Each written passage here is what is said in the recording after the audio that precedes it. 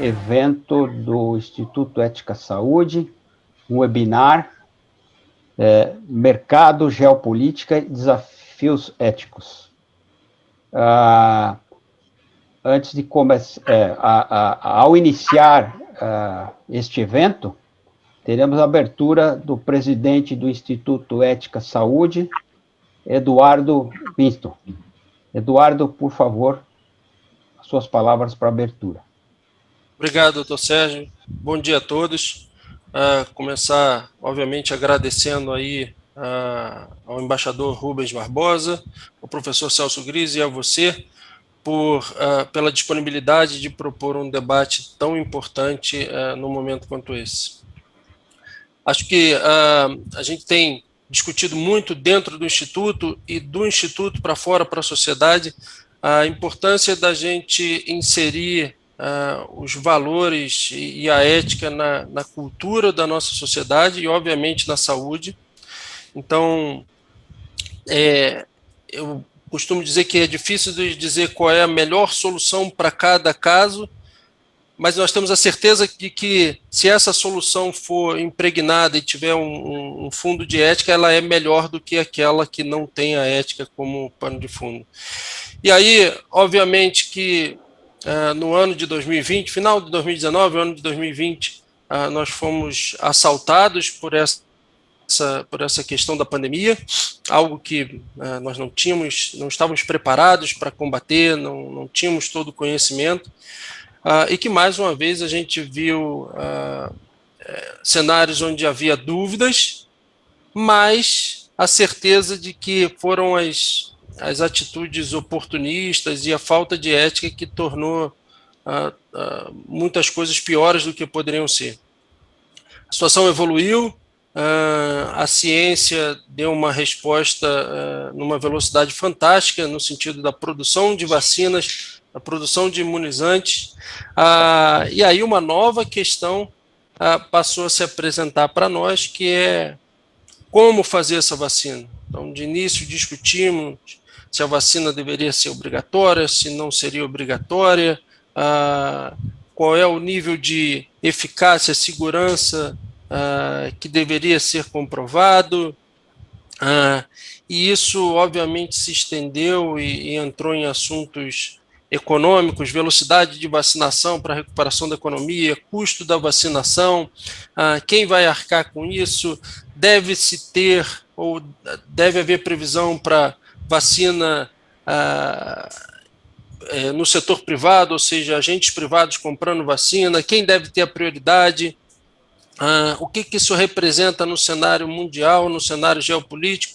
Então, acho que tem uma série de temas que a gente precisa discutir, e nada melhor do que a gente ter pessoas com a cabeça e com a clarividência como esse nosso painel aqui para trazer esse debate. Acho que a minha provocação aqui para vocês é normal que a gente tenha mais perguntas, mais dúvidas do que certezas nesse momento. Aliás, essas certezas dogmáticas têm, na minha opinião, de certa forma, atrapalhado o debate, mas quais são as questões que nós precisamos levar?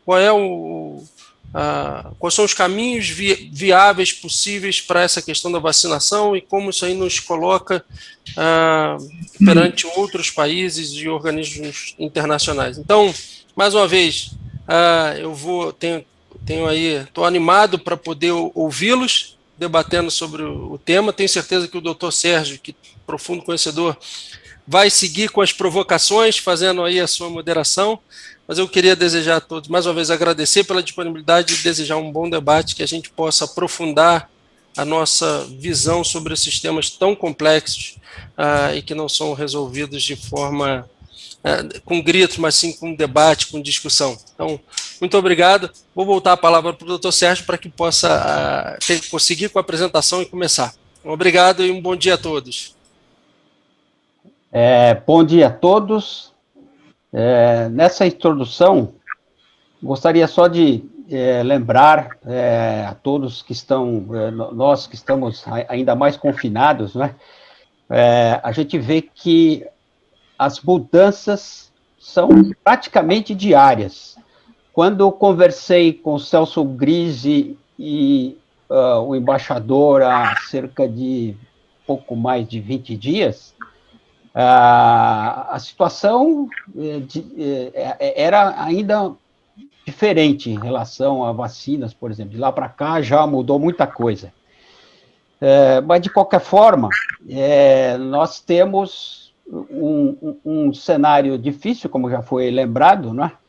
E nesse cenário nos levou a refletir sobre que situação estamos vivendo hoje, né? O poder,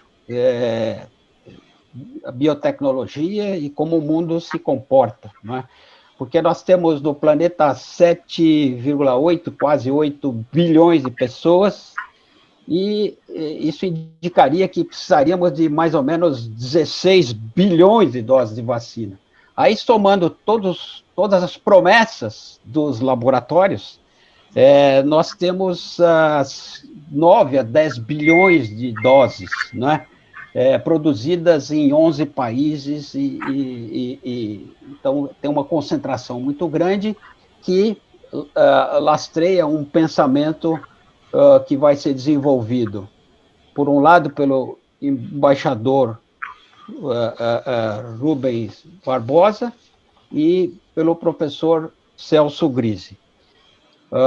O embaixador Rubens Barbosa tem uma longa experiência, já atuou como nosso embaixador na Inglaterra, posteriormente em Washington, e atualmente consultor de comércio, consultor de negócios, presidente do Conselho de Comércio Exterior da Fiesp, do Instituto de Relações Internacionais e Comércio Exterior, da Associação Brasileira da Indústria do Trigo, não é? Então, embaixador, com a palavra.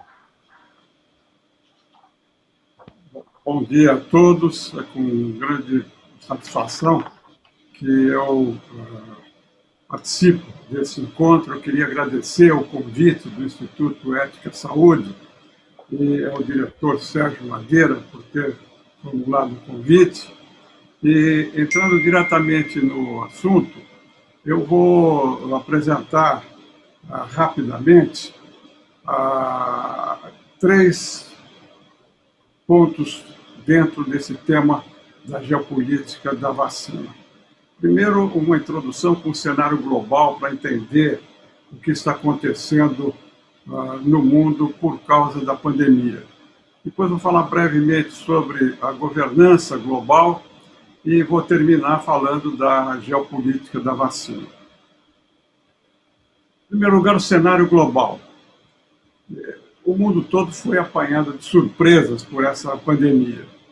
As projeções iniciais, dada a novidade, depois de mais de 100 anos sem ter uma pandemia, tivemos algumas epidemias, mas não uma pandemia, colocava um número de mortes muito alto, muito acima dos 2 bilhões e 600 milhões de pessoas que hoje estão afetadas, 2 milhões e 600 mil pessoas afetadas. Mas o número continua crescendo. E também, como consequência disso, uma redução da produção global importante. No passado, nas diferentes epidemias que ocorreram no mundo, localizadas, houve uma cooperação internacional na área da saúde. Agora, como eu mencionei, a pandemia pegou todos de surpresa, apesar de alguns avisos terem sido feitos por algumas personalidades que não descartavam a possibilidade dessa pandemia afetando a todos os países, a todas as pessoas, a todas as empresas. O que se viu assim foi que o mundo não estava preparado para a cooperação e para a solidariedade. E os governos, como era natural, procuraram defender as suas populações. Houve esforços nacionais que puxavam a brasa, né, para a sardinha nacional, procurando obter os recursos necessários de máscaras, de aparelhos e agora das vacinas, que chegou agora ao máximo com essa guerra da vacina que nós estamos vendo ocorrer no mundo. A pandemia da Covid-19 trouxe um problema global. Não é o nosso tema hoje aqui, eu vou só mencionar de passagem, mas essa pandemia trouxe uma desorganização completa das economias. Para mencionar rapidamente a questão da globalização, né, da interconexão, da comunicação global, em todos os setores, ficou afetado, as viagens, o entretenimento, enfim, tudo isso que nós estamos acompanhando. Por outro lado, a pandemia, na minha visão também, acentuou as desigualdades, não só entre os países pobres, países ricos, pela maneira como o tema está afetando e a capacidade de resposta está sendo dada, mas também dentro dos países acentuou essa desigualdade e mostrou os países ricos de um lado, com a Europa, com a China, com os Estados Unidos, e por outro lado os países pobres da África, da América Latina, da Ásia, que não vão ter a vacina distribuída a todos antes de 2023, na melhor das hipóteses. E essa questão da pandemia afetou também, e nós vimos isso de forma dramática, um dos aspectos da globalização, que foi a criação de cadeias globais. Na área da saúde, a questão das máscaras, dos respiradores, aventais, luvas, isso ficou em questão, porque havia poucos países, na realidade, um único país que se tornou fornecedor disso tudo. Os outros países não deram importância e a China passou a ser o fornecedor desses produtos. E agora a reação nacional a essa situação vai gerar uma politização dessas cadeias que pode afetar até a maneira como elas funcionam. Como houve a falta de confiança no esforço de cooperação global, os países, como eu mencionei, buscaram assegurar seus próprios suprimentos. Isso ocorreu na Europa, na França, na Alemanha, na Itália, na Holanda. Se criou, inclusive, o que eles chamam lá de uma aliança inclusiva das vacinas, em que esses países proibiam as exportações, e com a ideia de que os governos têm que proteger seus próprios cidadãos. Como não havia cooperação internacional, todos procuraram defender a sua própria casa. Agora, com a crescente vacinação, há uma esperança de que diminua a contaminação, diminua a necessidade de isolamento, diminua a necessidade de lockdown, né, impedindo o funcionamento de tudo, e com a vacina passa a ser também um fator importante para a retomada do crescimento global. O segundo aspecto que eu queria mencionar rapidamente é a questão da governança global. A Organização Mundial de Saúde foi criada justamente para ser o centro, né, o ponto focal da identificação de ameaças, o compartilhamento de informações, a coordenação de ações conjuntas, enfim, as respostas globais para esses problemas de saúde, epidemias, crises localizadas que ocorreram repetidamente ao longo dessas últimas décadas. Há uma regulamentação internacional de saúde que obriga os países membros a compartilhar dados.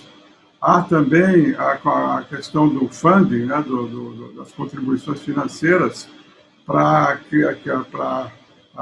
cuidar dessa reação da comunidade internacional a essas crises localizadas. E agora, por causa da Covid, se está pensando criar um fundo global de segurança, o Banco Mundial também está pensando em entrar nisso. E a OMS, a Organização Mundial de Saúde, também está discutindo a negociação de um acordo que obrigue os países membros a fazer o compartilhamento da vacina, porque hoje não há nenhuma obrigação de nenhum país membro nesse sentido. Além da Organização Mundial de Saúde, há uma outra organização chamada Mundial de Comércio que discute os temas relacionados com protecionismo, porque se trata disso, né? Essa questão da restrição das exportações, a produção local, isso gera um protecionismo na distribuição das vacinas. E está sendo pensado agora, a Organização Mundial do Comércio, com a nova diretora, uma nigeriana, está pensando em negociar um acordo para que haja uma obrigação de fornecimento da vacina para todos os países. E isso é importante porque começa a haver um esforço para a produção local, né, dessas vacinas.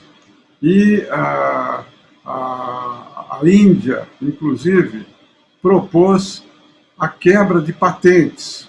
Evidentemente, os países desenvolvidos, onde estão localizados os principais laboratórios que produzem essas vacinas, ficaram contra. E, surpreendentemente, o Brasil apoiou esses países contra quebrar a patente para que possa os laboratórios darem licenças para a produção local dessas vacinas.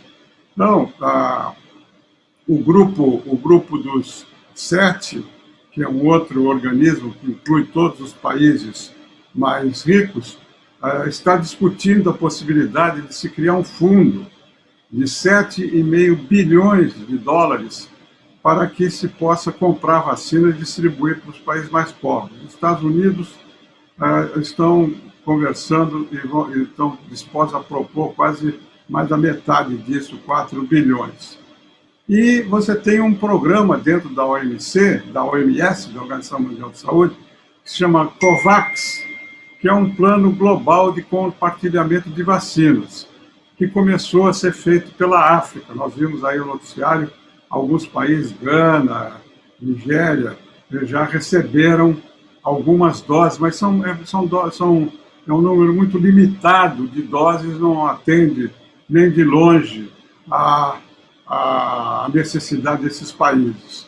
E, para finalizar, nós estamos vendo também uma disputa que começa a aparecer entre a Organização Mundial de Saúde e a Organização Mundial de Comércio, para discutir como se pode ampliar a vacinação dos países mais pobres. O último ponto que eu queria mencionar diz respeito à questão geopolítica propriamente dita. Como eu mencionei, a principal característica do que está ocorrendo no meio dessa crise global, pandêmica, é uma distribuição desigual das vacinas, que beneficia os países mais ricos. Segundo informações publicadas em revistas especializadas, hoje há mais os Estados Unidos, o Canadá, sobretudo, eles já compraram mais de 1 bilhão de doses de vacina acima das necessidades reais que eles têm. 10 países, inclusive o Brasil, concentram 75% das doses aplicadas até aqui. O Brasil, pela população, pela produção inicial aqui do Instituto Butantan, já vacinou, como nós estamos vendo aí, cerca de 8, 9 milhões de doses sendo aplicadas em todo o território nacional. Esse contraste de 10 países se faz com o número de cerca de 130 países que ainda não receberam nada ou que receberam doses muito pequenas, como aconteceu com essa distribuição da COVAX. Então, o que nós estamos vendo agora é uma politização do acesso às vacinas e a tentativa de nacionalização das vacinas. A França mesmo propôs o que eles estão chamando de autonomia soberana, determinando que os países podem decidir em que áreas são de interesse da segurança nacional para fazer a produção local. E a primeira área que está sendo pensada é justamente a área da saúde, não só nas vacinas, mas também nos equipamentos, na produção desses materiais que eu me referi antes, para evitar a vulnerabilidade dos países na necessidade de obter equipamentos e as vacinas importantes para combater a pandemia. Segundo eu consegui obter informação lendo relatórios aí, há 20 anos atrás, o Brasil produzia 55% dos insumos que precisava na área da saúde. Hoje não produz 5%. A vulnerabilidade nossa é igual à vulnerabilidade que existe em outros países. Um outro aspecto da geopolítica da vacina, além dessa distribuição desigual, é o protecionismo. Mais de 70 países colocaram controles à exportação, em especial a Europa. A União Europeia congrega 27 países, né? É quase metade desses 70 que colocaram controles à exportação. Com essa aliança que eu mencionei, a Inclusive Vaccine Alliance, que proíbe a exportação de vacina. A Itália já proibiu agora, como nós vimos recentemente, a exportação de vacinas para a Austrália. E a União Europeia, como um todo, apoiou a posição da Itália. E a França e a Alemanha estão com essa política também. Os Estados Unidos, fora da Europa, os Estados Unidos e o Reino Unido proíbem a exportação também. São países que têm produção local e que buscam obter todas as vacinas para a vacinação de seus cidadãos. Os Estados Unidos, segundo a Operação Warp Speed, Operation Warp Speed, comprou mais de 600 milhões de doses. E ontem nós vimos o presidente Biden colocar como meta que todos os americanos acima de 18 anos estejam vacinados até 1º de maio. Nós aqui no Brasil estamos praticamente sem vacinas para continuar esse programa nacional, e os Estados Unidos colocam 1º de maio como uma data limite para que todos estejam vacinados. Então, essa disparidade entre os países, sem falar, como eu mencionei, dos países da África, sobretudo, da Ásia e alguns aqui da América Latina, que receberam poucas vacinas. E com relação à questão geopolítica, o aspecto talvez mais dramático é o uso político da vacina, o que está sendo chamado de diplomacia da vacina. A China saiu na frente, tanto na pandemia quanto no combate à pandemia, com a produção de vacinas, como eu mencionei, a cadeia de valor produtivo muito forte na China. Ela hoje está com uma política de fornecimento de vacina a mais de 50 países. Nós estamos vendo aqui no Brasil que a diminuição do fornecimento de insumos por razões políticas, né, pelos ataques que a China sofreu aqui de autoridades do governo, está afetando a produção aqui internamente, porque os insumos vêm da China, da vacina produzida pelo Instituto Butantan. E a importação de vacinas prontas da China está num nível ainda muito reduzido em relação a necessidade que o Brasil tem. Então, o primeiro país que se beneficiou dessa diplomacia da vacina, ou não só se beneficiou, como instrumentalizou a sua ação, foi a China. O segundo país foi a Índia, que também está negociando, já negociou com o Brasil a venda de vacinas, a parceria para a produção de vacinas.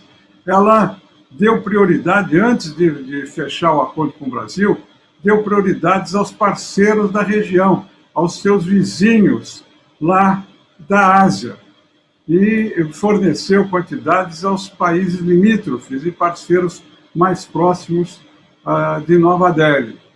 O terceiro país que entrou nessa luta pelo uso político da vacina para obter ganhos concretos de soft power, de influência, foi a Rússia. A Rússia, com a vacina, o Sputnik, também está aqui no Brasil, como nós sabemos, e está fornecendo vacinas grátis a países africanos e negociando com outros países aqui da América Latina. Então, essa atitude dos três países, da China, da Índia e da Rússia, projetou esses três países para ocupar um espaço maior político e desenvolver uma estratégia para expandir a sua influência no mundo, nessas três áreas, África, América Latina e Ásia, como parte da ação diplomática. O soft power da vacina, nesse período que nós estamos vivendo, é muito importante e começa a motivar uma reação de outros países também, o que vai aumentar o uso político da vacina. Em primeiro lugar, nós tivemos uma reação na Europa, com o presidente Macron fazendo uma proposta de que 5% do suprimento das vacinas produzidas na Europa fosse distribuído para os países mais pobres, o que foi rejeitado, para os senhores terem uma noção do self-interest, né, do interesse exclusivo nacional. Foi rejeitada essa sugestão pelos Estados Unidos e pelos países europeus. A segunda reação foi de Israel. Os israelenses estão distribuindo ou dando prioridade à venda das vacinas produzidas em Israel para seus aliados mais diretos, a República Tcheca, a Honduras, a Hungria, a Guatemala, e estão relutantes em fornecer a vacina ou aplicar a vacina nos palestinos. Agora começaram a vacinação seletiva, mas é um problema também essa questão, porque há territórios ocupados da Palestina pelos israelenses, onde eles não estão fazendo chegar a vacina. A terceira agora, nós estamos vendo hoje, inclusive, nos jornais de hoje, nós estamos vendo os Estados Unidos não querendo ficar atrás. E além da Europa,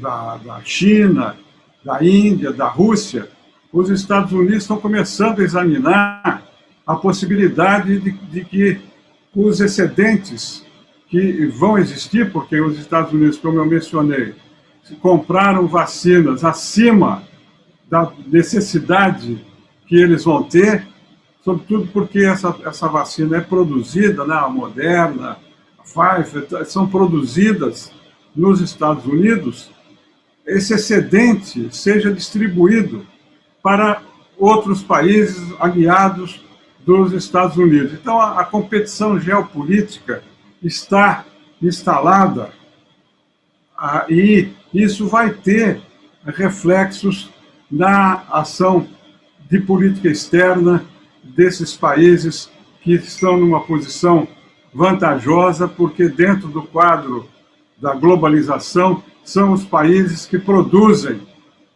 dentro das cadeias produtivas, os insumos e a própria vacina. Aqui na América Latina, para concluir essa breve apresentação, nós temos a presença, até aqui, da Índia, da Rússia e da China. Aqui nós estamos vendo no Brasil o problema político que surgiu por causa do relacionamento político com restrições que o governo brasileiro tem em relação à China e por causa da questão geopolítica também entre os Estados Unidos e a China, em que o Brasil se colocou no meio por causa da decisão sobre a plataforma tecnológica do 5G. Então, nós estamos vendo isso acontecer aqui no Brasil. Está atrasada a remessa de insumos, as vacinas estão chegando em ritmo mais lento da China, da Índia a mesma coisa, da Rússia também, porque nós chegamos atrasados na compra ou na negociação dos contratos de fornecimento. Mas, de qualquer maneira, esses 3 países estão aqui em praticamente todos os países da região, para não falar, no caso da Venezuela, totalmente dependente de fornecimento da Rússia e da China. E nós tivemos um caso, inclusive, aqui na América Latina, muito curioso, em que o presidente do México foi aos Estados Unidos pedir que o presidente Biden fornecesse algum tipo de vacina para o México. O México é um dos que está mais atrasados aqui na região na vacinação, por falta também, com essa política negacionista, igual a que nós tivemos aqui no Brasil, houve um atraso na negociação da compra das vacinas. E o presidente do México foi aos Estados Unidos, mas o presidente Biden recusou, isso faz já um mês atrás, o presidente Biden recusou. E o presidente do México pediu ao Putin, ao presidente da Rússia, que aceitou. E, inclusive, há um convite para o presidente da Putin visitar, o presidente da Rússia, o Putin, visitar o México. Então, nós estamos vendo como essa questão da geopolítica está influindo na nova configuração do mundo. Nós tivemos, com a globalização, uma grande transformação na área econômica, financeira, na área política, na área comercial, nessas últimas décadas. E agora, a pandemia, por causa desses problemas todos que eu mencionei, a falta de cooperação internacional, falta de solidariedade, o nacionalismo, o protecionismo, está gerando essa nova configuração geopolítica com a influência de um produto que ninguém poderia suspeitar, como a vacina, tendo uma influência grande na formulação de políticas, sobretudo dos países que estão bem posicionados na fabricação das vacinas, para os países em desenvolvimento da África, da Ásia e da América Latina. O Brasil está se colocando aí no meio campo, porque, de qualquer maneira, já chegamos quase a mais de 8, 9 milhões de vacinas, que nos deixa dentre aqueles países que estão privilegiados, já vacinando alguma parcela da população, mas nos deixa mais vulnerável pela falta de laboratórios que possam produzir vacinas autonomamente aqui e pela falta de insumos que possam aumentar a produção local. Então, esse tema que vocês me pediram para falar sobre a geopolítica da vacina está hoje com grande visibilidade. Hoje a gente abre os jornais e vê esse problema. Foi uma sugestão muito atual e importante. Eu queria agradecer pelo convite que me foi feito. Muito obrigado.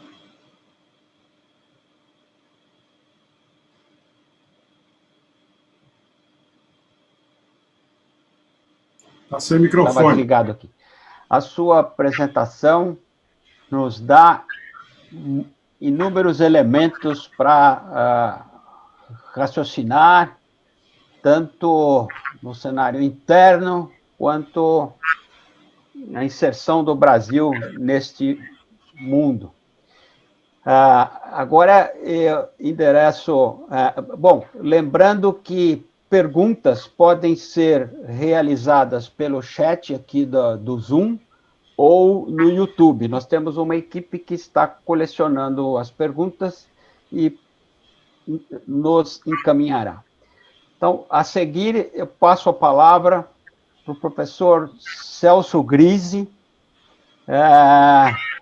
de quem eu tenho a grata satisfação de ser amigo, já fui aluno dele, apesar de contemporâneo, ele não é professor no sentido mais velho que eu, mas somos contemporâneos de longa data, e tenho o prazer de apresentá-lo. O professor Grise é professor titular da Faculdade de Economia e Administração da Universidade de São Paulo, presidente do nosso Conselho de Ética, coordenador de projetos, ensino e pesquisa da Fundação FIA, e CEO de uma empresa que atua na área de pesquisa em marketing, que é a Fractal, Forma, Caso e Dimensão. O professor Grise procurará discorrer sobre a ética nesse mar revolto da Covid. Professor Grise, meu amigo Grise, por favor, tenha a palavra. Sérgio, grande prazer estar com você, receber esse convite amável que você me fez um embaixador Rubens Barbosa. Eu quero dizer que é uma grande alegria estar com você, compartilhar também este momento com o embaixador, é outra grande alegria, e, ao mesmo tempo, Sérgio, ter esse aprendizado muito grande que todos tivemos através da fala do embaixador. Foi uma apreciação muito própria, muito aguda, enfim, muito útil para todos nós, e, por isso, eu fico agora numa posição talvez um pouco mais difícil para abordar temas dessa natureza. Sérgio, eu preparei para todos nós digamos assim, um escrito em forma de PowerPoint para que ficasse depois disponível à nossa audiência, a todos aqueles que nos ouvem nesse momento e nos veem nesse momento. Eu vou compartilhar isso já, mas quero fazer uma primeira observação. Todo esse problema nasce de um fato econômico bastante forte em todo o cenário mundial. Nós temos uma oferta muito menor que a demanda. Isto, de fato, configura de maneira muito nítida o problema que nós temos que enfrentar. Trata-se de produzir um equilíbrio entre a nossa capacidade de produzir num prazo muito curto, porque uma capacidade de produzir é sempre algo que toma tempo, não é uma coisa fácil. Há investimentos na construção civil para abrigar laboratórios, há equipamentos, enfim, depois de todos os recursos financeiros que você tiver que usar, há um problema limitante, que são as pessoas. Nós temos que ter técnicos, temos que ter cientistas em número suficiente para poder fazer com que essa cadeia funcione adequadamente. Isso não é fácil. Bom, seja como for, colocado esse primeiro pano de fundo, em que nós todos estamos, eu gostaria, sim, de abordar esse tema, pensando um pouco na geopolítica, um pouco nos desafios éticos disso tudo e muito nessa estrutura do mercado em que nós estamos. Em primeiro lugar, essa situação em que nós nos encontramos de ter uma oferta tão reduzida tem que ser pensada em torno desse conceito que o Tedros, que é o nosso diretor-geral da Organização Mundial de Saúde, colocou: ninguém estará salvo até que todos estejam salvos. Não é só um problema epidemiológico, é um problema que transcende o problema da pandemia e atinge claramente as regras econômicas e as regras morais com que nós encaminhamos esse assunto. Tá? Bom, há que se reconhecer, em primeiro lugar, Sérgio, esta situação das empresas multinacionais. É uma situação muito difícil, porque é um setor profundamente oligopolizado. E essa oligopolização não se deu por acaso. Tá? Ela acaba acontecendo por fatores econômicos, fatores de mercado, por várias razões. Nos últimos anos, esse setor foi muito infeliz, porque, embora fizesse grandes investimentos para desenvolver novas moléculas, o que daria, por consequência, o desenvolvimento de novos mercados, ela não conseguiu viabilizar essas moléculas. Embora investisse muito, essas moléculas e esses medicamentos acabaram não sendo produzidos nas quantidades suficientes para poder gerar um faturamento que pudesse rebater custos fixos desses gigantes multinacionais. Quanto maiores, você sabe muito bem, também é uma regra econômica, maior os seus custos fixos e você acaba aí entrando num problema financeiro difícil, porque você vai frequentar a área dos prejuízos. Tá? Pior ainda, isso se agravou com o fato de que muitos dos medicamentos existentes estavam com as suas patentes num verdadeiro processo de esgotamento, já acabando os prazos que garantiam a sua exclusividade de produção. Tá? Ora, a indústria farmacêutica mudou de rumo. Ela foi buscar a sua viabilidade econômica na área da biotecnológica para quê? Para que ela mantivesse a sua competitividade, se mantivesse viável economicamente. Tá? E exatamente este elemento, quando estamos falando de qualquer indústria oligopolizada, tá? Quais são as grandes estratégias para que você mantenha, eu não gosto da expressão, ela é um pouco difícil, mas mantenha o seu domínio de mercado. Tá? Você possa continuar reinando, imperando nesse mercado com a sua capacidade de formar preços e de administrar quantidades. Tá? Bom, o que se faz? Em primeiro lugar, se faz acordos comerciais. Por quê? Porque eles aumentam o portfólio nos mercados regionais, sobretudo. E, com isso, os faturamentos crescem nesses mercados. Tá? Eles compram empresas tecnológicas de biotecnologia, com esse pipeline de produtos que tem interesse para eles. E aí passam também a comprar e licenciar patentes de propriedade intelectual, porque isso se constitui numa fonte de receita adicional para elas e extremamente importante no momento em que a receita poderia estar sendo reduzida pela falta de novos medicamentos. Né? Essas estratégias são comuns em todos os oligopólios. Eles buscam ganhos de economia de escala e ganhos de economia de escopo. Né? E isso incentiva as fusões. É isso que incentiva as aquisições. Né? Por quê? Porque com essas coisas, esses grandes conglomerados acabam reduzindo os seus custos operacionais, seu custo de pessoal, porque você não precisa ter, por exemplo, 2 departamentos comerciais.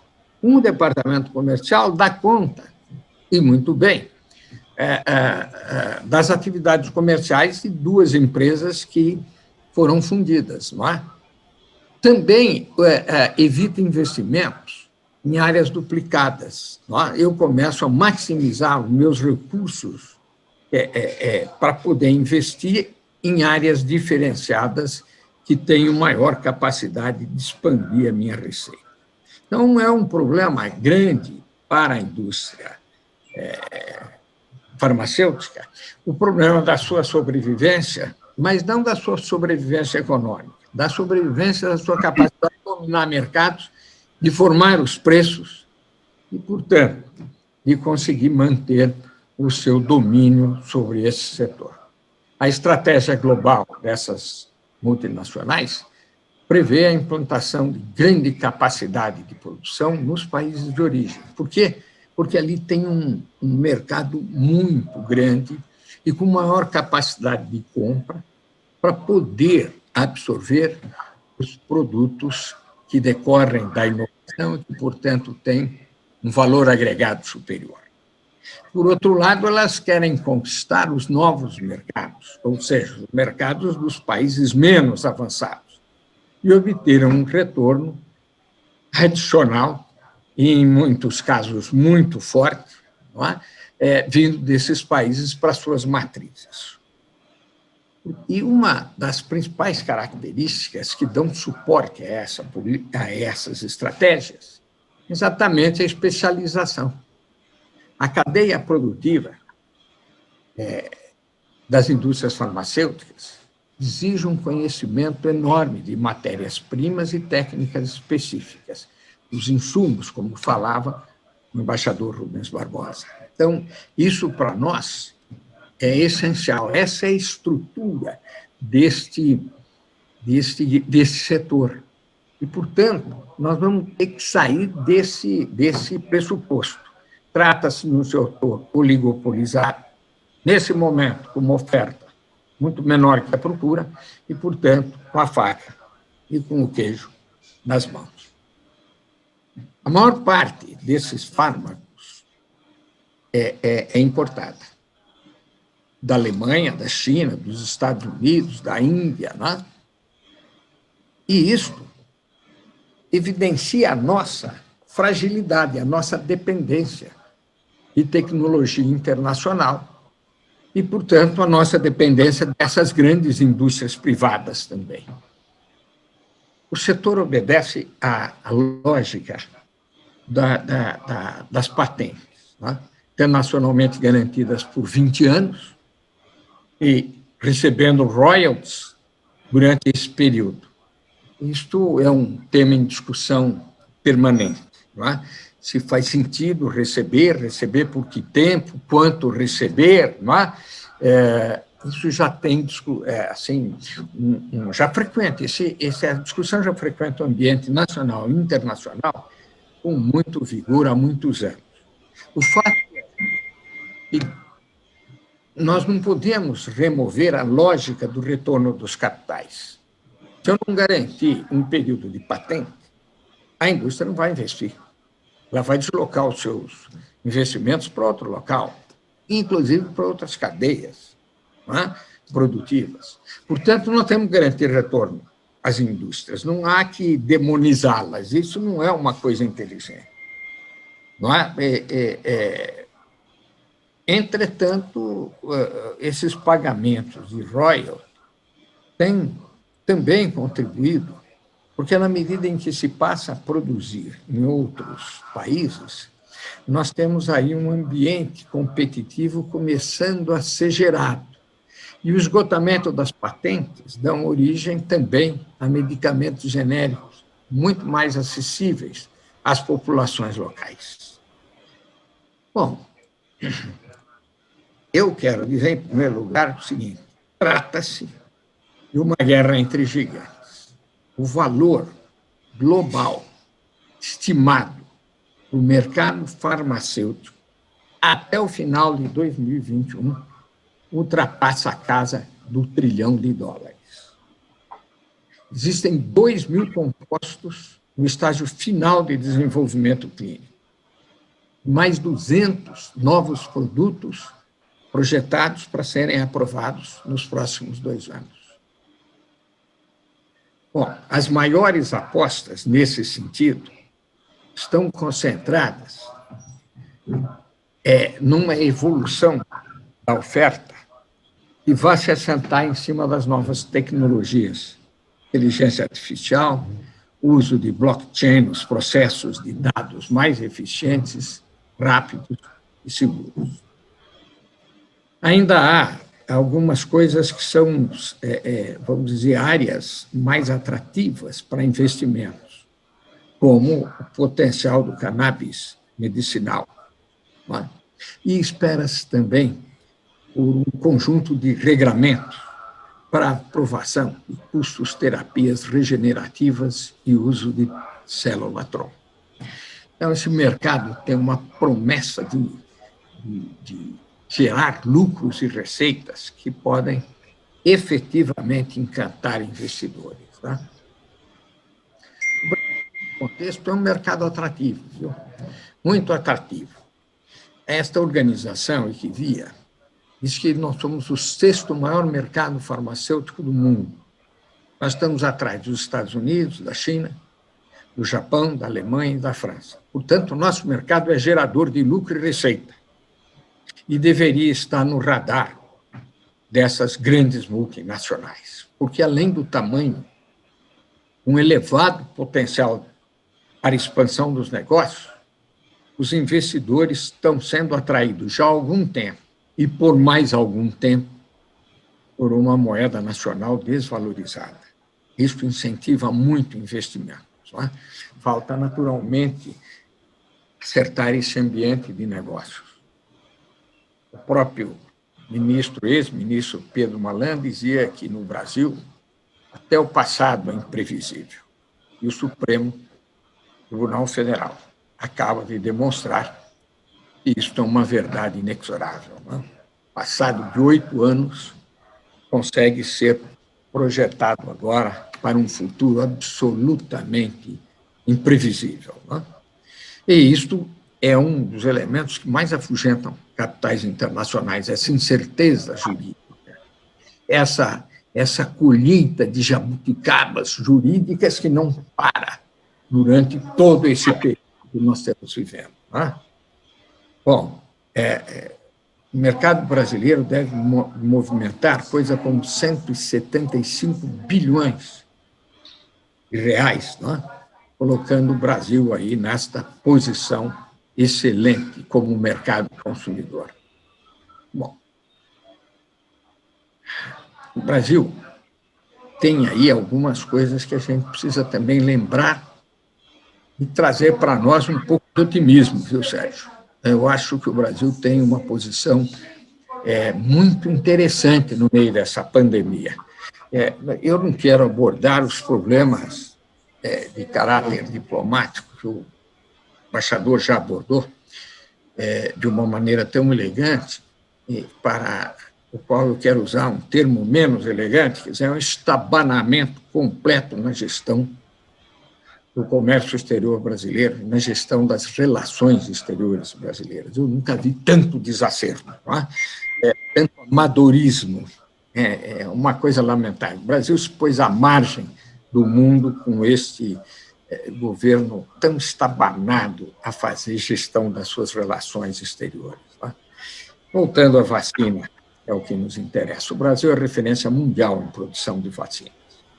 Além de distribuir 25 tipos de vacinas gratuitamente aqui no país, o país ainda exporta doses para 70 diferentes países.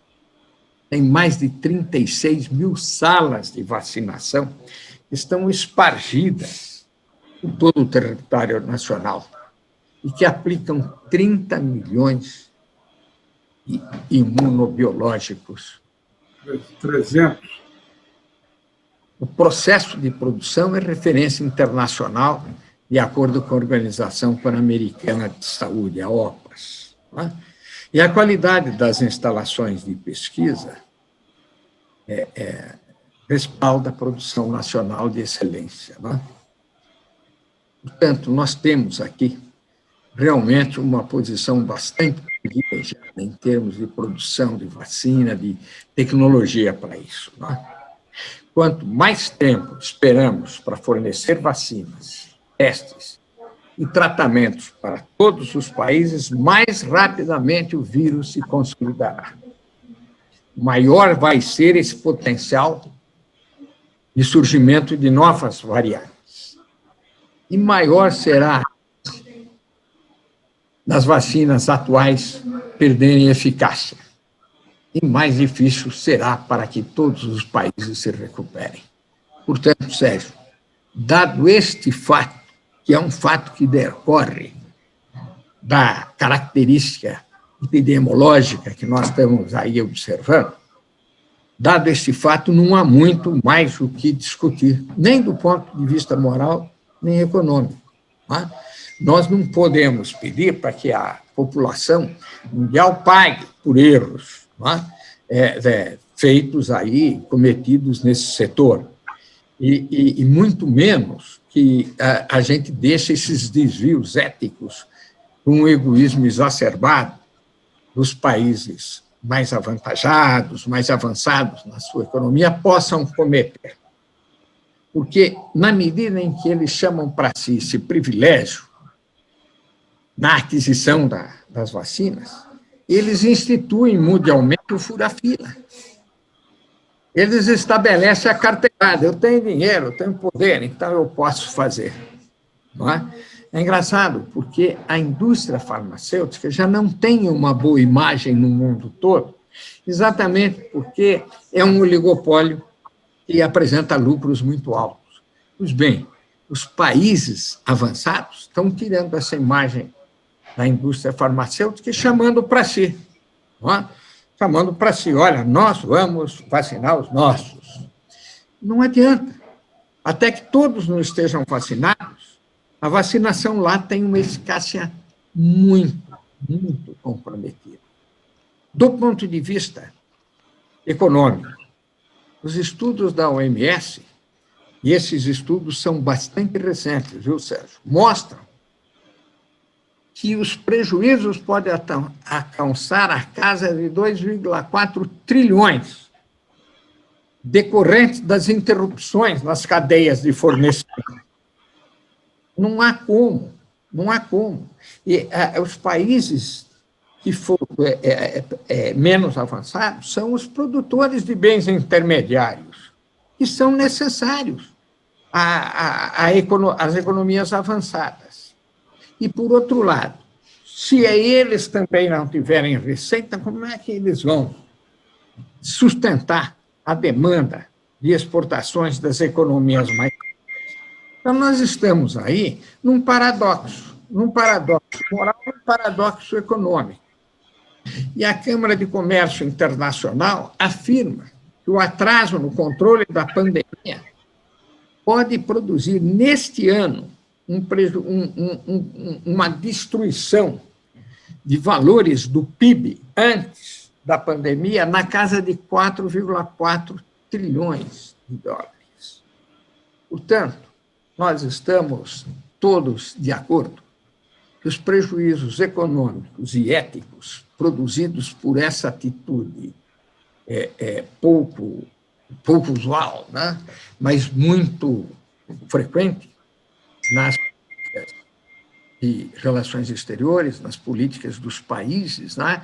Que consagram a si como privilegiados em relação à compra de vacinas, eles têm que definitivamente entender que o paradoxo se estabeleceu e o problema deles é o problema do mundo, e que o problema do mundo é o problema deles. Bom, esse vírus vai poder apresentar mutações se continuar a demorar essa vacinação. E disseminar nas economias avançadas, não é? Uma nova contaminação, ainda que essa vacinação nas economias avançadas tenham atingido níveis satisfatórios. A pandemia tem, como observou nosso embaixador Rubens Barbosa, o potencial de aumentar essa desigualdade mundial. E isso nos países ricos também, não é? Nos países ricos também.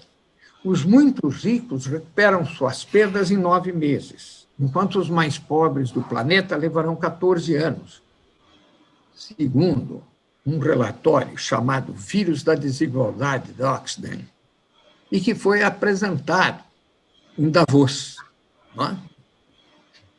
Se você olhar para os países ricos, não? Inglaterra, França, Espanha e a Índia, que não é rica, as taxas de contaminação e morte são maiores nas áreas mais pobres desse país. Esse problema está atingindo não só os pobres, os ricos também. A desigualdade nesses níveis não é inevitável. Isso nós temos que nos convencer. A desigualdade atingiu os níveis que atingiu. Não é uma ocorrência absolutamente necessária, absolutamente inevitável. É política e que, de modo geral, está desprovida de elementos éticos e morais. Nós fazemos essa escolha por razões econômicas e esquecemos outros elementos que deveriam estar presentes nas nossas decisões. Aliás, nós temos discutido muito isso nos fóruns de Davos.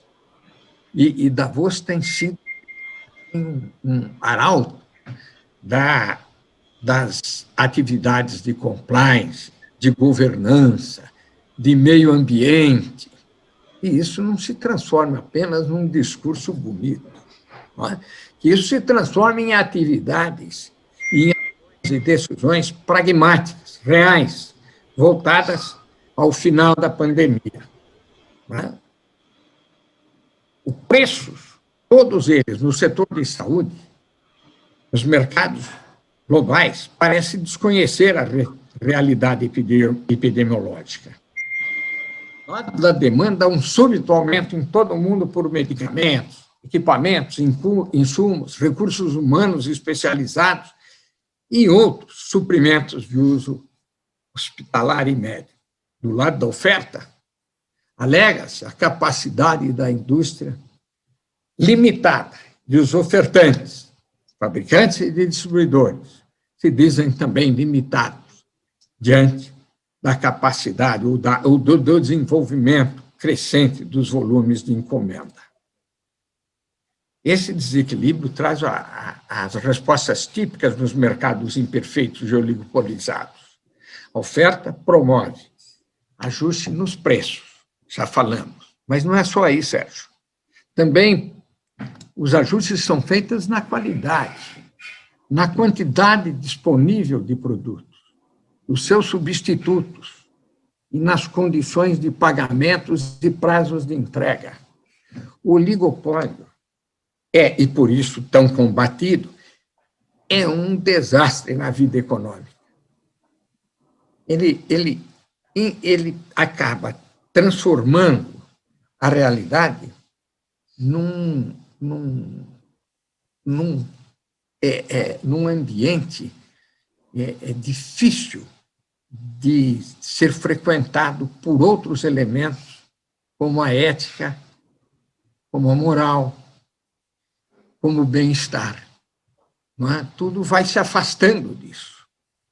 O combate à pandemia, desse modo, ficará sucessivamente mais caro, em função do oportunismo dos agentes econômicos que compõem a cadeia produtiva desse setor. Sérgio, a questão é, então, o que fazer?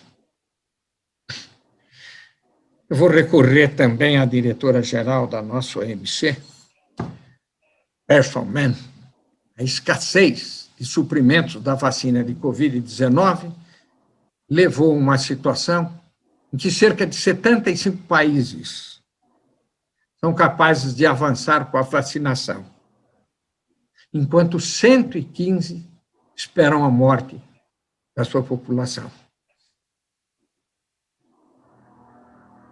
E agora vou roubar as palavras dela, porque acho muito próprio.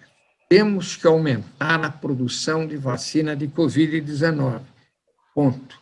Isto é absolutamente necessário e impositivo, se nós queremos combater a pandemia, especialmente em mercados emergentes e países em desenvolvimento. Continuando, dados os anos necessários para construir as novas instalações de manufatura a partir do zero, aumentar a produção no curto prazo significa aproveitar ao máximo a capacidade de manufatura existente no mundo, encontrar locais fora dos países avançados e lá dentro, existentes, e reverter esses locais para esta produção.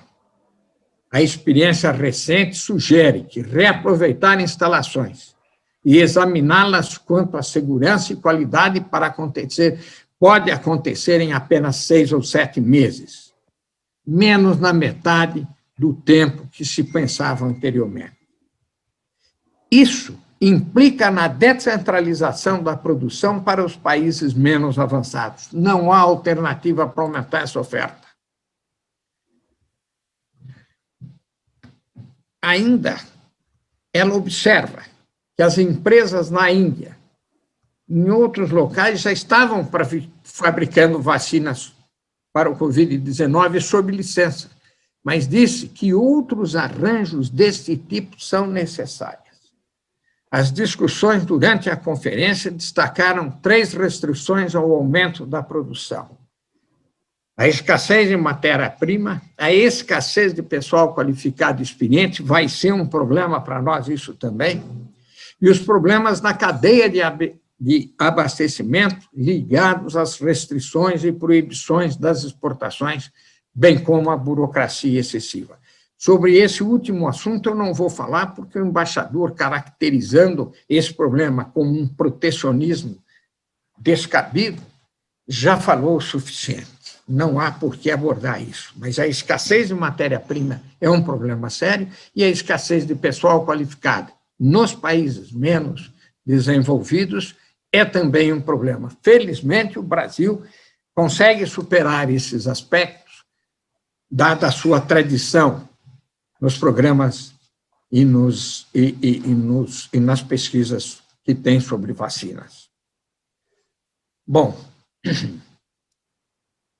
está todo mundo nos países atrasados ainda lembrando dos medicamentos inacessíveis no HIV e na AIDS. Muitas pessoas morreram.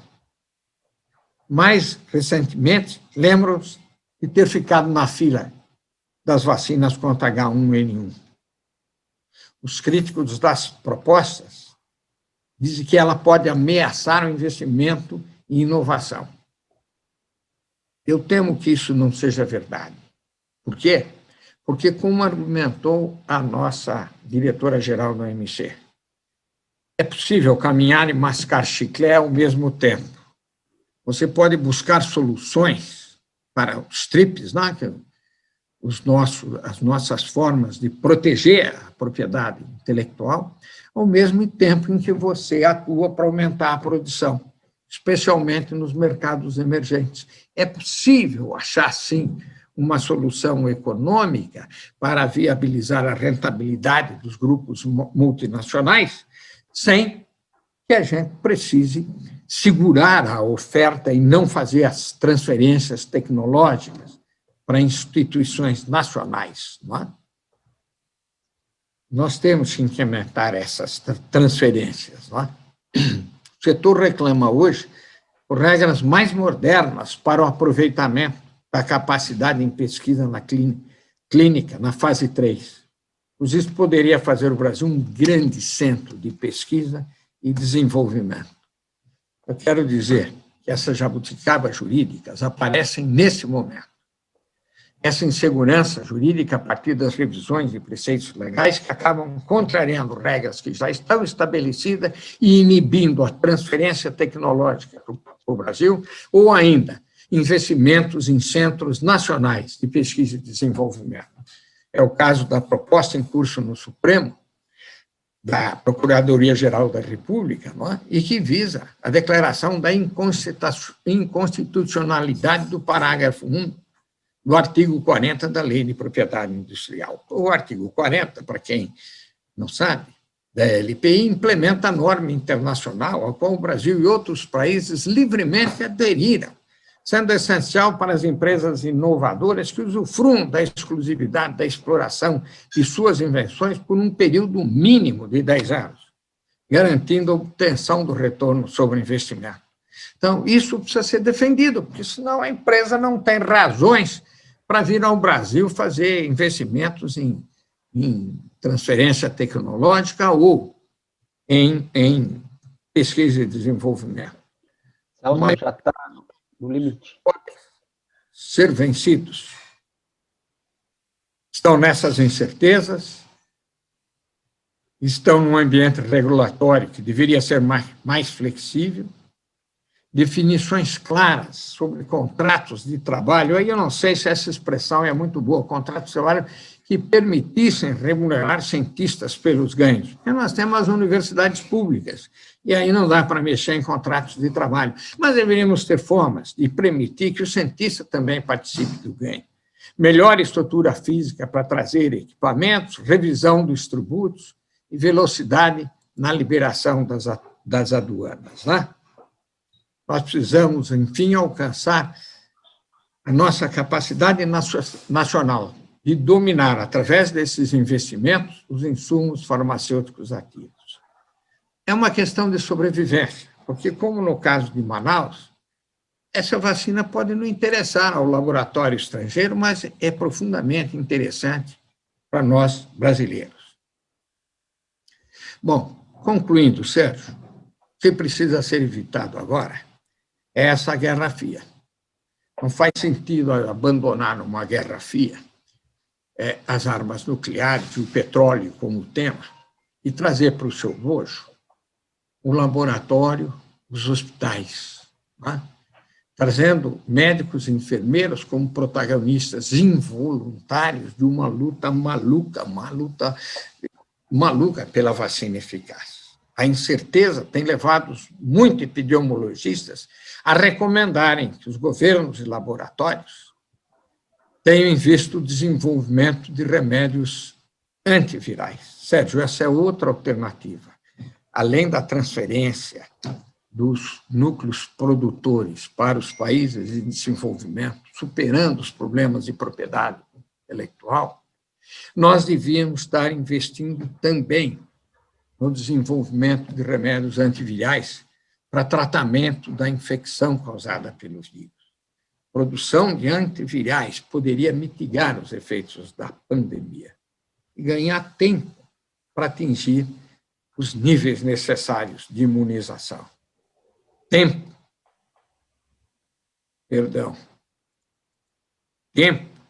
é justamente o que nós precisaremos nesse instante, porque é o que precisa, sobretudo, os epidemiologistas, não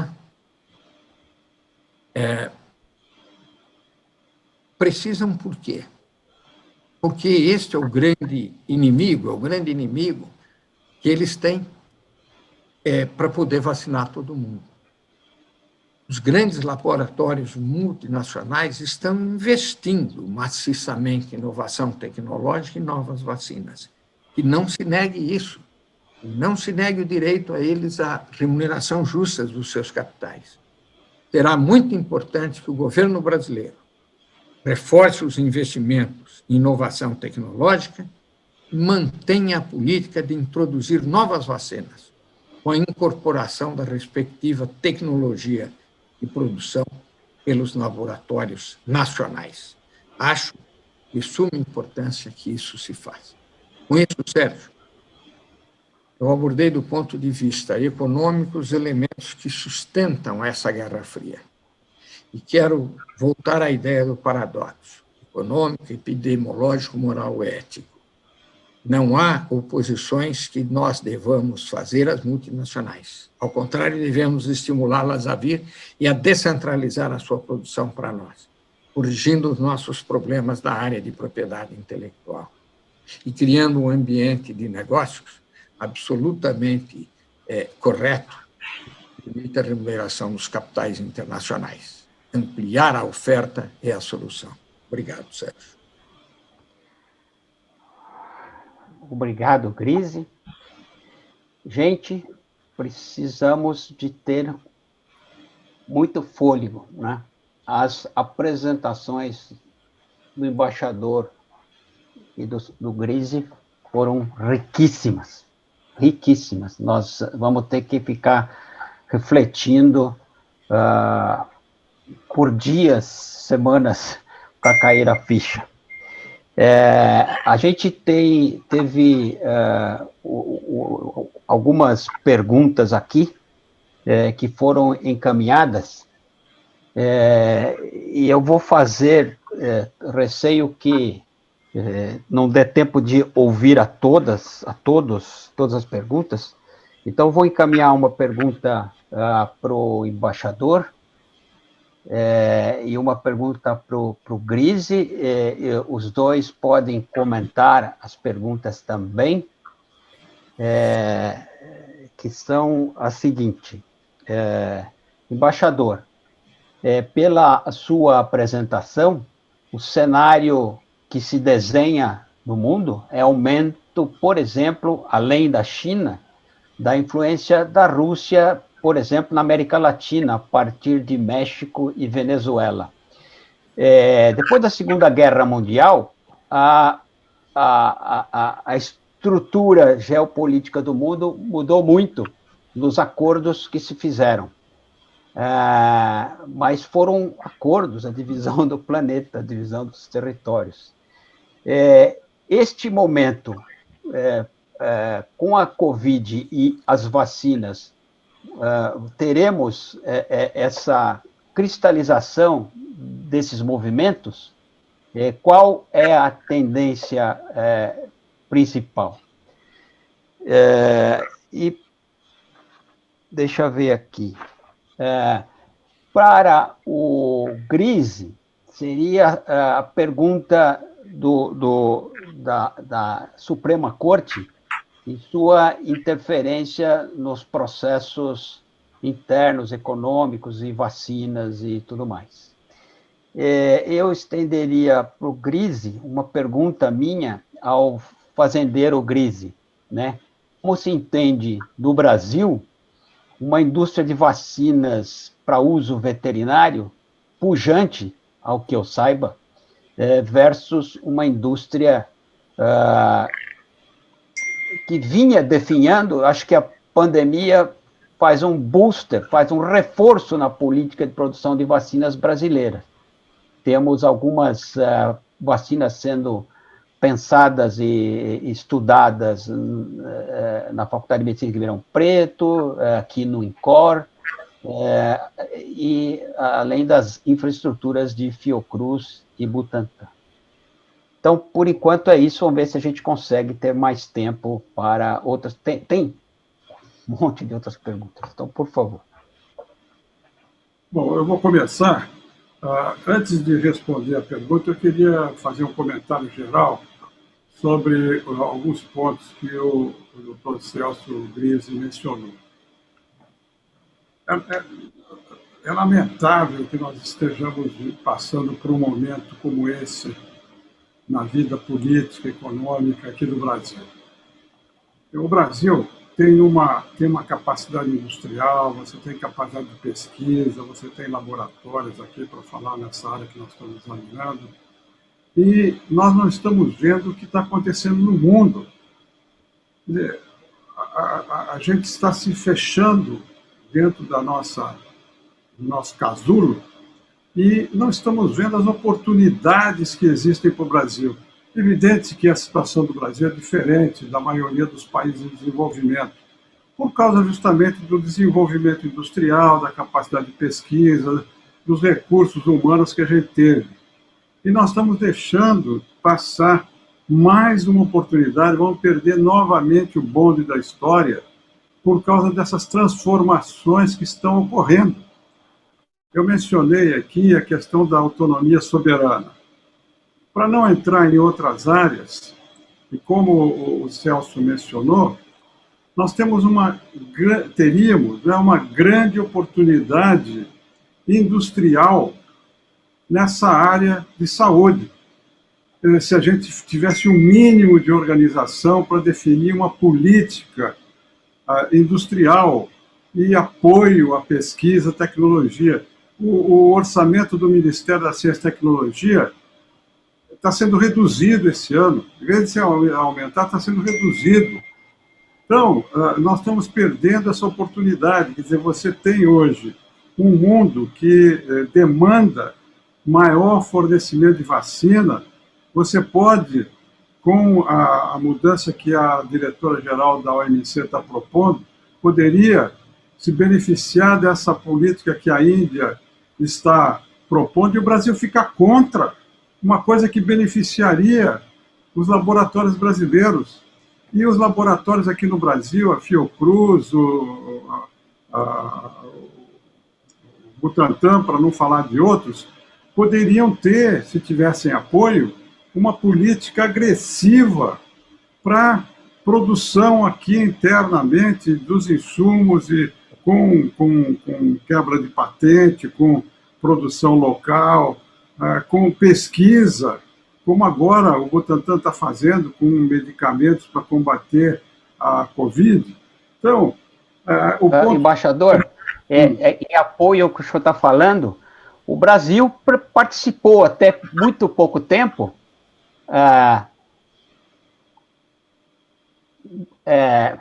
eu ia fazer um comentário pejorativo, mas eu tenho que me policiar. Mas o Brasil participou dos BRICS, né? Brasil, Rússia, Índia, Coreia, não é? E China. África do Sul. China e África do Sul, né? De repente, era um bloco, não é? De repente viramos as costas para esse bloco. Eu não estou nem mencionando isso, porque aí tem outras conotações políticas, mas em termos objetivos, dentro do que o Celso mencionou, quer dizer, o interesse. Qual é o interesse nosso hoje nessa área aqui? Porque também a gente não pode desconhecer o fato de que essa pandemia, não deve, na minha visão, não vai ser a última, a primeira e a última. Isso vai ocorrer de novo, nós temos que estar preparados para isso. Eu sou presidente da Associação Brasileira da Indústria do Trigo. O trigo é o produto que mais está presente na mesa dos brasileiros. Há números aí para comprovar isso. A gente depende de 60% da importação. Quer dizer, eu me canso de repetir que nós não podemos ficar vulneráveis, é uma questão de segurança alimentar, nós não podemos ficar vulneráveis em coisas que são importantes, assim como o trigo, a farinha, o pãozinho, a massa, está na mesa de todos os brasileiros e se faltar, vai ter problema aqui, problema sério. A mesma coisa com a vacina. O Brasil não pode ficar isolado como está isolado, sem produzir, dependendo de outros países. A gente devia ter, a partir desse momento, uma política voltada a essa questão. Tem outros pontos também que eu estou levantando, em que você precisa ter uma política. Nós não estamos tendo política para nada. Então, esse é um comentário geral a partir dos dados que foi mencionado e a partir do interesse da OMC, que está vendo isso. A diretora-geral é uma nigeriana, ela tem sensibilidade para isso e ela está dando o caminho das pedras. E nós estamos ficando contra isso. Então, esse ponto geral do interesse nacional, qual é o interesse do Brasil a partir da pandemia? Claramente, é ter uma indústria que produza insumos, produza vacina para atender. Foi dito aí que nós fornecemos vacina para 70 países. Até hoje, nós não temos uma vacina definitiva para o dengue, que é uma endemia aqui no Brasil. Então, essa questão de saúde aqui no Brasil, como foi dito, nós temos a infraestrutura, Agora, nós estamos descurando das coisas principais, e a pandemia está colocando muito visível a vulnerabilidade do país, do Brasil, nessa questão. E não é só na vacina, nos insumos, nos respiradores, todas essas máscaras. O que os Estados Unidos fizeram agora? Eles aplicaram uma lei da época da guerra, determinando que indústrias que produziam produtos afins a essa questão da cadeia produtiva da saúde, elas parassem e produzissem máscara, produzissem aventais, produzissem equipamentos para a saúde. Isso aí, nós temos a condição aqui no Brasil de fazer a mesma coisa, por causa do parque industrial que nós temos. Por isso que eu disse, é lamentável que num momento desse, em que surgem tantas oportunidades, nós estejamos preocupados com temas que são importantes, mas que são temas que desviam a atenção da essência do interesse nacional hoje aqui no Brasil. Então, um comentário geral que eu não podia deixar de fazer, porque a gente que está acompanhando de perto isso, vê as oportunidades que o Brasil, como país, perde por falta de uma visão mais clara de onde está o interesse nacional. E também, como foi mencionado, é a questão da burocracia, de todas essas dificuldades que tornam mais difícil as empresas privadas entrarem no negócio, sobretudo agora, por causa dessa insegurança jurídica. Então, é realmente um problema muito sério que nós estamos enfrentando quando o mundo está passando por grandes transformações e o Brasil, mais uma vez, está sendo apanhado no contrapé. Nós estamos indo numa direção quando o mundo está numa outra direção, muito mais rápida, muito mais dinâmica. E agora, com o 5G, com a inteligência artificial, é um novo mundo, e o Brasil ainda está pensando de outra maneira. E para responder rapidamente a pergunta, eu acho que essas transformações, tudo isso que eu falei, a tendência principal vai ser essa luta pela disseminação das vacinas. Isso vai ser incluído na agenda. Essa desigualdade global vai ser, de alguma maneira, combatida. Agora, eu não acho que essa questão geopolítica, não sei se a pergunta estava dirigida nesse sentido, eu não acho que essa questão geopolítica criada pela vacina vai se transformar numa nova Guerra Fria. A Guerra Fria que houve com a União Soviética e os Estados Unidos tinha uma outra característica. A confrontação hoje entre os Estados Unidos e a China, que passa inclusive por essa questão tecnológica, que entra também na questão das vacinas e tudo, ela não tem nada que ver, não temos tempo aqui para discutir as diferenças, mas, na minha visão, não tem nada que ver com o que aconteceu na Guerra Fria da União Soviética e dos Estados Unidos, porque naquela época era uma disputa ideológica, era uma disputa de poder militar, de mísseis, de guerra atômica, o que não existe hoje. O que existe hoje é uma confrontação comercial, tecnológica e, mais na frente, militar entre a China e os Estados Unidos. Muito bom. Crise? Sérgio, é engraçado, eu tive duas formações, uma formação na economia, uma formação em direito. E ao estudar economia, eu entendi que a gente não pode se opor às regras de mercado. As regras de mercado, elas ocorrem naturalmente, porque está no contexto da lógica econômica, e não tem como renunciar a elas. Então, se a oferta é maior que a procura, os preços vão subir, as condições de negociação vão piorar muito para o lado do comprador. Não é?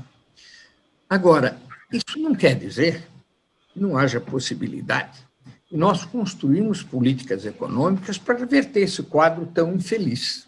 Não é? Nós não podemos renunciar a agir nesses momentos onde a situação oligopolística se caracteriza. Não é? Mas o problema é que, para fazer essa nossa ação, nós precisamos estabelecer políticas. O embaixador acaba de mostrar que nós estamos sem política nenhuma. A política de relações exteriores não existe. O Brasil se isolou do mundo, como disse o embaixador. Não é? Lamentavelmente, as decisões do Brasil votar contra a China é um problema de familiaridade entre o Trump e o Bolsonaro, e está muito distante de atender a interesses nacionais, como mencionou o embaixador. É claro que sim. Né? Eu gostaria de ressuscitar aqui um antigo, não sei se é um nome tão apropriado, me desculpe, um ex-ministro das Relações Exteriores chamado Azeredo Silveira. Eu era jovem naquela ocasião e vi e aprendi com ele o que fosse o pragmatismo, se não me engano, comercial, pragmatismo responsável, como ele chamava. Eu acho que era responsável, não me lembro, o embaixador Rubens Barbosa terá melhor memória que eu nisso. Mas ele pediu pragmatismo comercial, vamos atuar para atender os nossos interesses nacionais. Não é? Mas, Sérgio, isso é impossível quando você tem um governo tão desarticulado, quer externamente quanto internamente. Você mencionou o fato de que a indústria de vacina está mais desenvolvida no campo animal, né, do que no animal todos somos, mas no humano e no desumano, né, no não humano. É verdade, porque, novamente, quem preside esses investimentos é a lógica econômica. Nós temos um mercado enorme, não só dos pets, mas dos bovinos, dos ovinos, dos caprinos. Na própria avicultura, nós temos aí um mercado enorme, e aí é claro que a indústria investiu bastante, obteve seus retornos adequados. No caso do ser humano, é engraçado, porque me parece que o problema da vacinação é entendido como, se eu tiver vacinado, está resolvido o problema. Então, como as classes mais ricas, os países mais ricos, conseguem esse privilégio da vacina, eles deixam de olhar para os mercados mais pobres, não é isso? Para os países mais pobres, para as pessoas de renda menor. É que, no caso e esse é um exemplo característico que o embaixador também deu, que nós estamos agora em fase final para termos uma vacina contra esse dengue, né? Enfim.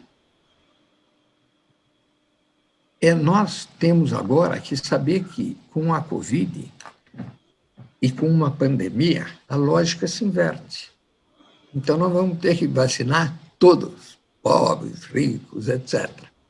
E temos que achar uma estrutura produtiva dentro da lógica econômica que permita essa vacinação massiva em pouco tempo. Não há como esperar por 2023, tem que ser mais rápido nisso tudo, senão todos estaremos ameaçados. Né?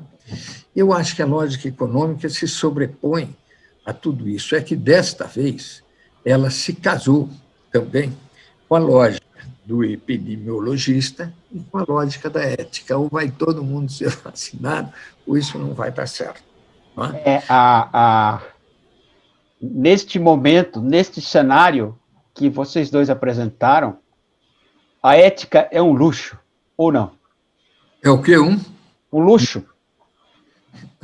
Olha, eu acho que padrões éticos são absolutamente indispensáveis para guiar a vida social, para guiar a vida de cada indivíduo. Não é?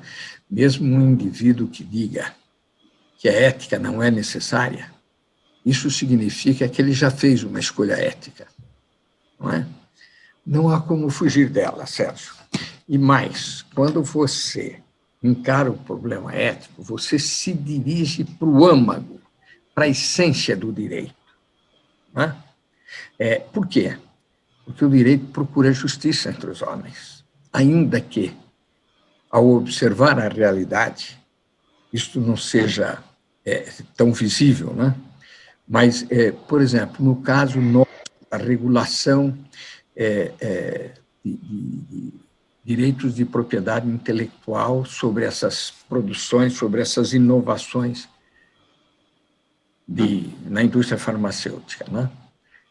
A presença de um voto do Supremo, mostrando a nossa adesão a padrões internacionais, mostrando a ponderação justa, clara, de que as indústrias farmacêuticas merecem ter os seus capitais remunerados através de um preço justo, né?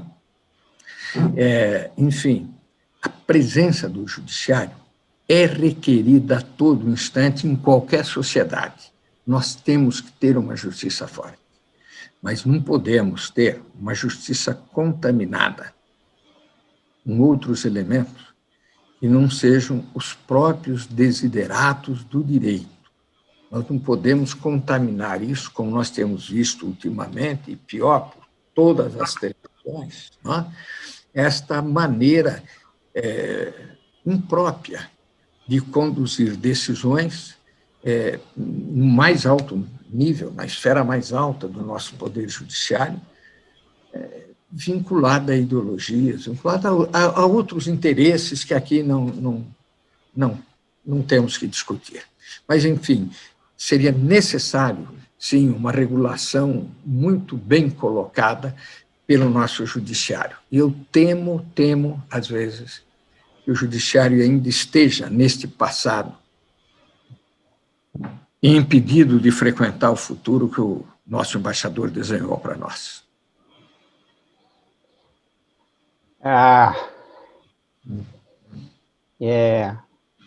Não poderíamos ter um final mais bonito. Eu quero agradecer imensamente a simpatia, né? A palavra da moda é empatia, a simpatia com que o embaixador nos acolheu, a amizade e a competência também que o Celso Grisi trouxe. Agradecer a quem está nos ouvindo.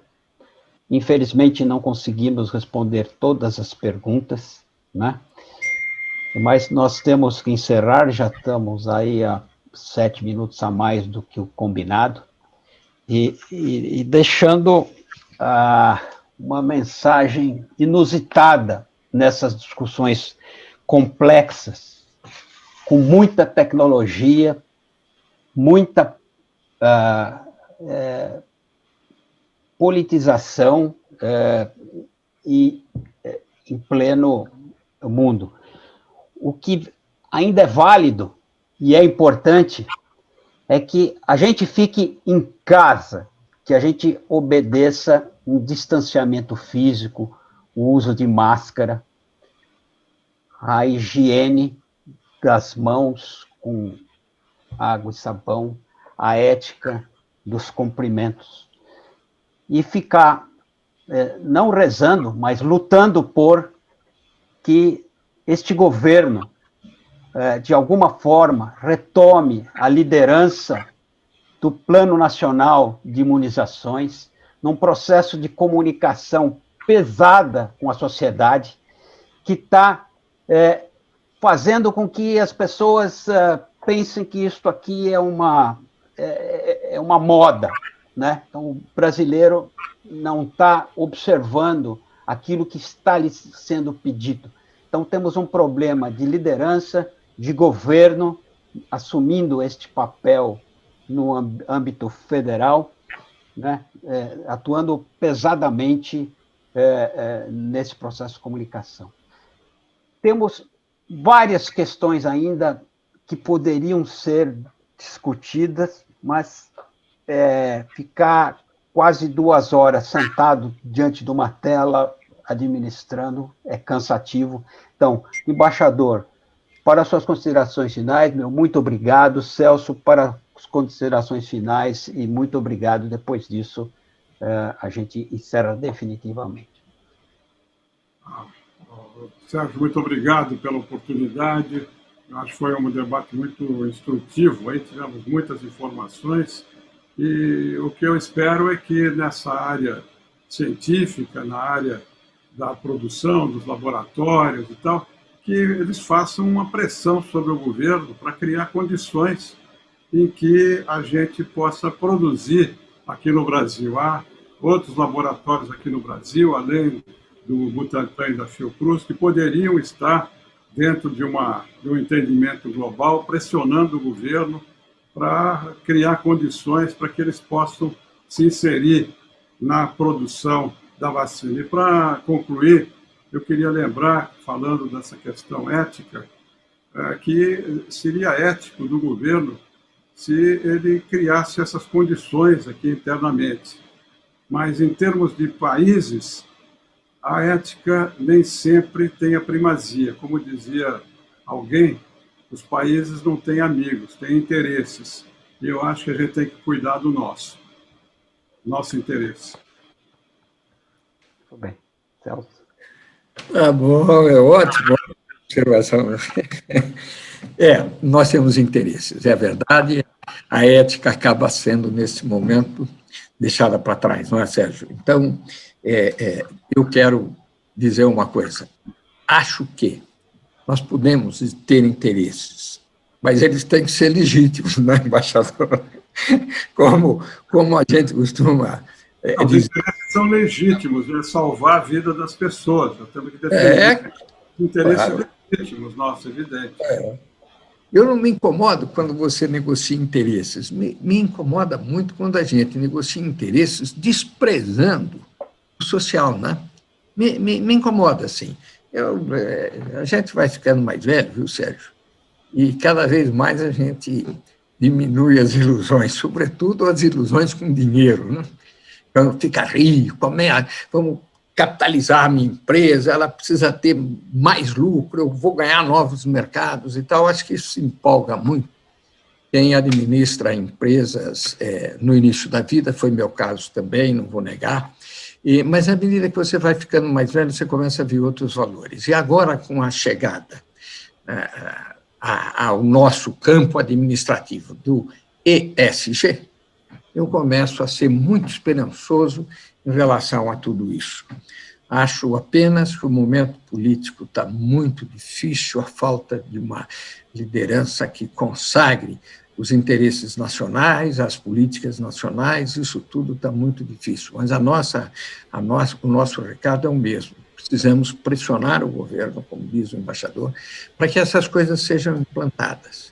Porque, ao ser implantada e valorizada a transferência tecnológica, pesquisa e desenvolvimento, nós valorizamos nossos recursos humanos.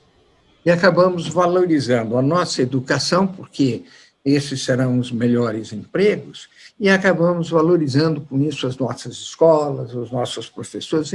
É um dos elementos que poderia proporcionar uma decolagem da nossa política em direção aos aspectos sociais mais fortes, como educação, saúde, etc. Muito obrigado, viu, Sérgio? Foi um prazer muito grande conviver com o embaixador, conviver com você e com todos os que nos ouviram. Muito obrigado, embaixador. Muito obrigado a todos. A gente se desliga aqui e vamos continuar pensando, né? Embaixador, só acho que quem quiser, a gente diria que encerrou o webinar, mas eu acrescentaria nessa percepção do mundo uma questão que, nessa geopolítica das vacinas, uma questão extremamente interessante, né? Tem os nacionalismos, né? Os estados organizados como tal, e tem as empresas globais, né? Então, a vacina da Janssen é produzida na Bélgica. A Sanofi se ofereceu para produzir, e vai produzir, a vacina da AstraZeneca Oxford. A Sanofi também vai produzir a vacina da Pfizer. Né? Então, as corporações globais, independente do ambiente dos nacionais, dos países, elas fazem esta fusão. É um ambiente interessante, não é? É complicado. As vacinas da AstraZeneca Oxford são feitas na China e na Índia, não é? Então, tem as questões dos estados e tem as questões do formal, do que ocorre neste mercado. É uma loucura isto, e todo dia isso está mudando, não? E acho que, em futuro, a gente ainda vai ter uma questão, por exemplo, desse surgimento de novos, do portfólio de vacinas. Então, produção de vacinas orais, por exemplo, que prescinde de seringa e tem uma logística mais viável para os governos, né? Vacinas orais e também os problemas das cadeias de frio, né? Quer dizer, de conservação. Temos muita coisa ainda para conversar e eu acho isso fascinante. Muito bem. Amigos,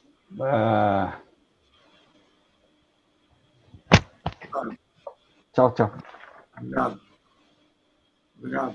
Obrigado, viu, Sérgio? Muito agradecido.